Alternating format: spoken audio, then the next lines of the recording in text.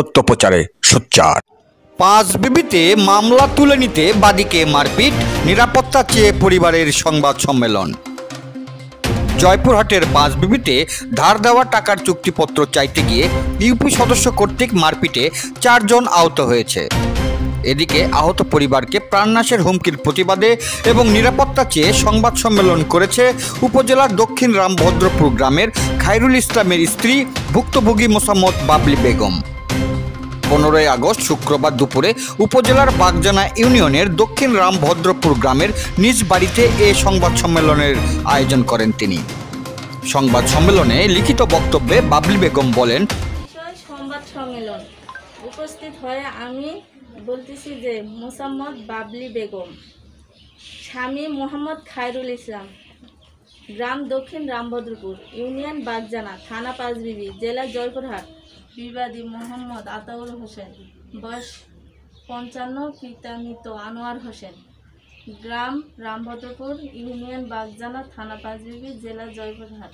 গত প্রায় 1 বছর ধরে মোফাজ্জল হোসেনকে আমার পিতা 6,68,000 টাকা বিবাদীকে সাক্ষী রাখিয়া প্রদান করে। তখন বিবাদী বলে যে আমার নিকট স্ট্যাম্প থাক, মোফাজ্জল হোসেন টাকা পরিশোধ করলে আমি স্ট্যাম্প দিয়ে দিব। তখন থেকে 14/8/2025 তারিখ পর্যন্ত উক্ত বিবাদী টাকা ফেরত দেয় নাই এবং স্ট্যাম্পও দেয় নাই। এরূপ করিয়া বিবাদী আমাকে প্রায় 1 বছর যাবৎ ঘুরাইতেছে। অতএব 14/8/2025 ইংরেজি তারিখ পুনরায় বিবাদীর সহিত আমার বাবার স্ট্যাম্পের কথা বললে বিবাদী বলে যে সন্ধ্যায় আমার সাথে চেষ্টা মোড়ের বাজারে বাবুর চায়ের দোকানে দেখা করো, আমি তোমার স্ট্যাম্পটি দিয়ে দিব। তখন আমি বিবাদীর কথা বিশ্বাস করে উক্ত সময় আমার বাবা, আমার ছোট বোন, আমার মা এবং আমার মেয়ে সাথে নিয়ে উক্ত স্ট্যাম্পটি সেখানে নিতে যায়।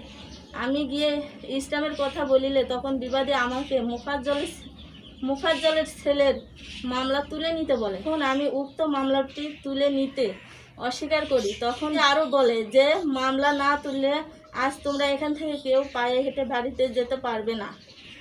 তখন বিবাদীর সহিত আমাদের কথা কাটাকাটি শুরু হয়। কথা কাটাকাটি এক পর্যায়ে বিবাদীর ছেলে মানুষ হওয়া সত্ত্বেও আমাকে, আমার বোন, আমার বাবাকে মারধর শুরু করে। বিবাদী আমার বোনের জামা টেনে ছিঁড়ে ফেলে দেয়।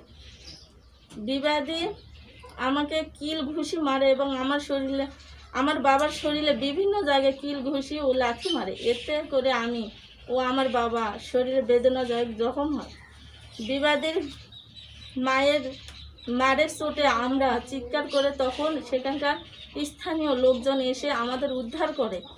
বিবাদী যেতে যেতে বিভিন্ন প্রকার ভয়ভীত প্রাণনাশের হুমকি দিয়ে আমাদের বলে যে আজকে এলাকাবাসী এগিয়ে আসার কারণে তোমরা প্রাণে বেঁচে গেলে, ভবিষ্যতে তোমাদেরকে দিনে বা রাতে যেখানে একলা পাবো সেখানে প্রাণে মেরে ফেলবো এবং লাশ গুম করে দিব।